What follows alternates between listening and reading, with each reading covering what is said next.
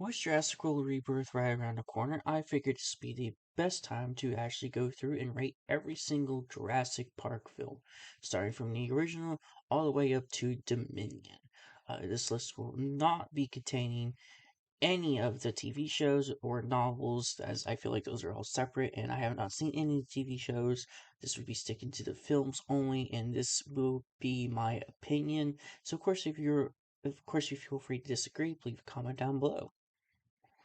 Next up on my Jurassic Marathon review, The Lost World Jurassic Park.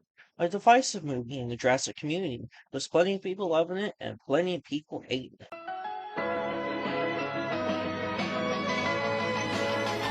And for me personally, I love it. I personally do not get the discourse over this film. Just call me angel of the morning.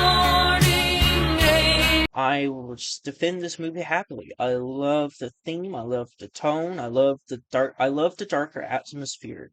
Like I love the characters, I love the cinematography, I love the animatronics, I love the dinosaurs. Like the Buck T-Rex is my favorite dinosaur throughout the entire franchise. And again, I like everything about this film is nearly perfect. Though it does have some flaws, we'll get into that.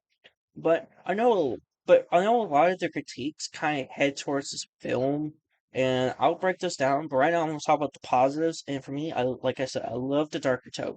The darker atmosphere for this film is just something else. Like you see Eddie Carr get ripped in half, and it's like, and it's like, and then you see the car and stuff. Like the T Rexes when they're attacking Eddie Carr, such a memorable scene. Like you just see them lean down, and then they just start ripping the car apart.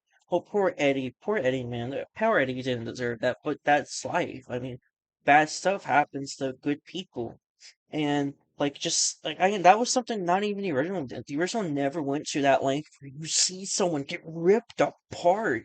They always kind of alluded to it. They showed the aftermath of someone getting ripped apart, but they didn't actually showing their body just get torn. And you see the blood waterfall as a paleontologist on Hunter's team gets eaten, like stuff like that. It's just like it's memorable. The tall grass thing, don't go into the long grass, and then you just see the raptors slowly approaching. And I just remember that one guy who just turns around, he's holding like this fog light. He's like, and you just see the raptor jump onto him. Of course, the worker scene where the raptors are digging. I mean, that's kind of a bit silly for a dinosaur to be able to dig, but I mean, again, it does show go build off the first ones with their Velociraptor's intelligence. I mean, I don't think that's a necessary flaw. And for me, or not ranting, glazing the film for its positives, I'm going to put it at an 8 out of 10.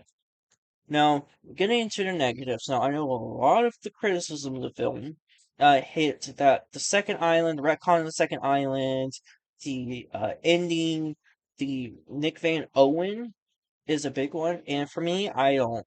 Effective active continuity isn't always a bad thing. Them adding a second island is not an issue. In fact, that is a good thing because not only does it add world building, it means there's more stuff for them to play with.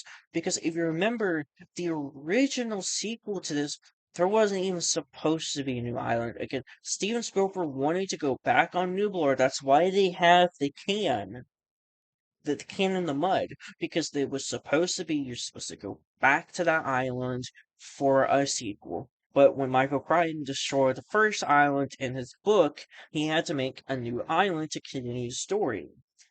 And so for that, I think that's fine. I mean, like companies don't build their props and stuff. And well, I mean, I guess I don't know. I don't work in an actual theme park. I haven't, so I'm not sure if they actually do build the props and stuff. Honestly, but the way I think about it, think of a car dealership. Like they don't build the cars at the dealership. The dealership just sells the cars. This is the dealership. This is the factory floor. That's what they call it, the factory floor. Or at least one of the factory floors, because now there's multiple factory floors. And I just have to say, like, going over Nick, I don't think Nick's an issue. He's a realistic character. He has flaws, but that's fine, because guess what? He's a flawed character that gives the film better writing, because you have plenty of people who will go to any extreme to accomplish their goal. We see that in real life all the time, where we see people do the craziest things possible just to push their agenda, to push their point, something that their political beliefs. And so Nick sabotaging Roland's gun absolutely is like something that's believable that people would do. Again, it is good intentions have bad consequences. Same thing with this film. Good intentions have bad consequences. And that's one of the themes of Jurassic Park is good intentions have bad consequences. When humans meddle with science and stuff with power they shouldn't, that they have no understanding of, that leads to bad consequences.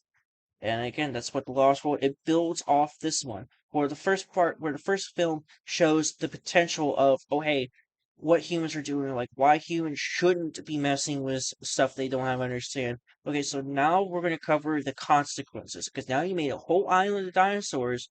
You have this company who wants money. They want their money, the moolah. Money, and they're gonna Mr. Krabs it. They're gonna figure out how they can get every little diamond penny out of it. And so bringing dinosaurs off the mainland to fund a different park is the consequences of the first film. It builds off the first film in a natural way. So again, like, if you ask me what's nearly the perfect sequel to Jurassic Park, it's Lost World. In like nearly every conceivable way, it's like the perfect sequel. And now getting into why it's an 8 out of 10. And that kind of falls into Sarah Harding. Not her, it's her jacket. I have cleaned up a lot of blood in my lifetime, more so than I would happily say. I mean, I shouldn't be happy. I'm not happy at all about it, because what led to the me to having to do that. And I do know, first-hand experience, blood does dilute, and it stains, it dries out kind of fast.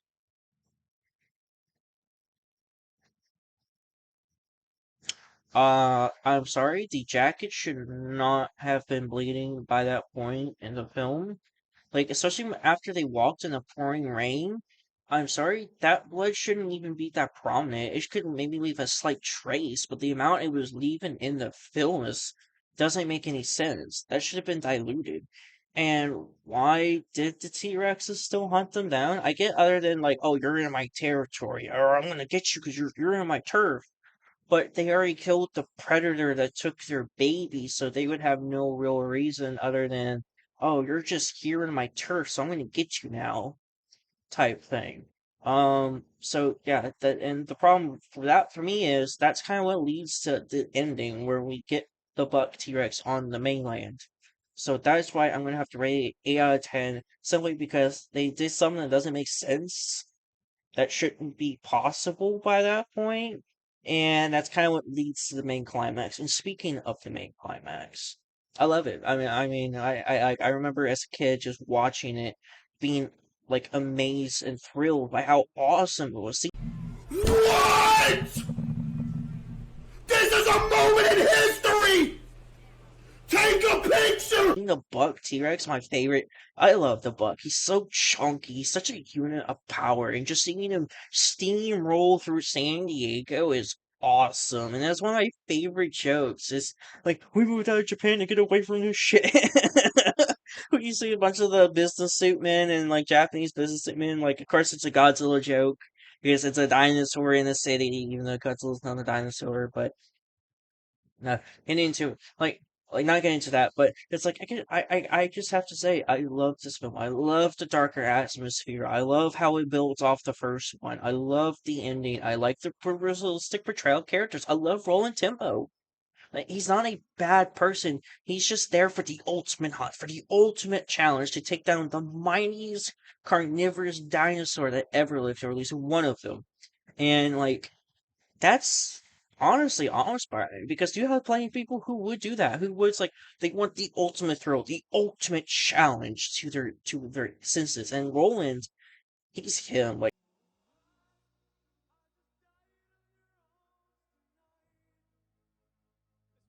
I love him because he's not a bad person. He's a good person at heart. He just wants that challenge. And for me, I just like, I don't know, him and Nick having beef is kind of funny to me.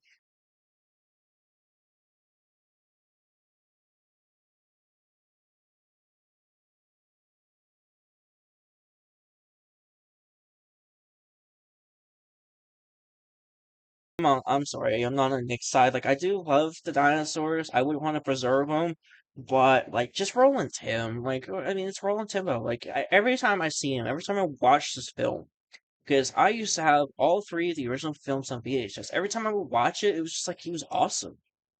Like he was a cool, badass character, and I wish they would get some of the deleted footage of him taking out one of the um people at a bar who were just harassing this girl because it showed his character. Like he's not a bad person; he's a good person at heart. He's just wanting to hunt the ultimate game, which is fine. Like I mean, I play Doom. Like we play then games like Doom for the challenge, for the thrill of combat, which is like I could understand that to a certain degree because if you could, as a game hunter, you hunted all of these other animals, but yet you can hunt one of the biggest predators that ever existed, I feel like so many people would take that just for the thrill of it. Because it's not something it's not something you can experience on a daily. Like, again, that is something I understand. I personally want to do it because I'm not a hunter, but I can understand it, why he would want to do it. And like he's an awesome character. For me, I just have to give the Lost World Jurassic Park 8 out of 10. It is nearly flawless, besides the jacket and the T Rex is kind of showing up at the camp. But that's it for me. Like other than that, it is a perfect sequel. It builds off what the first one does. It continues the theming of the first one. And again, and that's what a sequel should. It should build upon the first one in natural ways, which feels like a proper add-on to the universe, which it is. But that is my take on The Lost World Jurassic Park.